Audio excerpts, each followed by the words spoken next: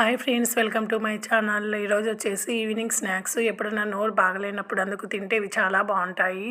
మొక్కజొన్న అటుకులు అంటాము కదా, ఇవి ఎప్పుడు మా ఇంట్లో స్టాక్ పెట్టుకుంటాం అనమాట. ఇవి మా పాపకు నాకు అన్నీ కూడా చాలా ఇష్టము. అప్పుడప్పుడు తినాలనిపిస్తే ఇలా వేయించుకొని పెట్టుకుంటాము.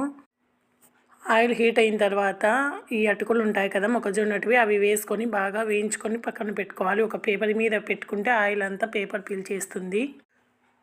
వేయించుకున్న తర్వాత అలాగే అదే ఆయిల్లోనే పల్లీలు కూడా వేసుకొని బాగా వేయించుకోవాలి. ఇందులో పల్లీలు అన్నీ వేసుకుంటేనే టేస్ట్ ఉంటాయి. చాలామంది ఉత్తవి ఒకటే వేయించుకొని అటుకులు తింటూ ఉంటారు. కాకపోతే ఇవన్నీ కూడా వేసుకుంటేనే బాగుంటాయి. అలాగే తెల్ల పుట్నాల పప్పులు ఉంటాయి కదా, అవి కూడా వేసుకొని వేయించుకోవాలి.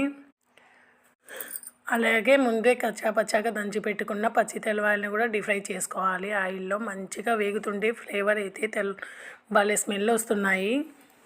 ఇలా బ్రౌన్ కలర్ వచ్చిన తర్వాత తీసి అందులోనే వేసుకోవాలి. అలాగే పచ్చి కరివేపాకు కూడా వేసుకొని వేయించుకోవాలి.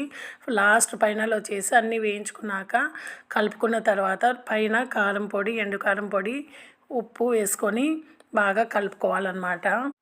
నోటికి చాలా బాగుంటాయి.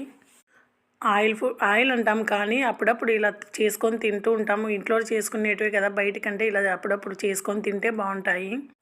అలాగే మేము చిన్నప్పుడు కూడా ఎక్కువ వేయించుకునేదాన్ని అనమాట ఇవి.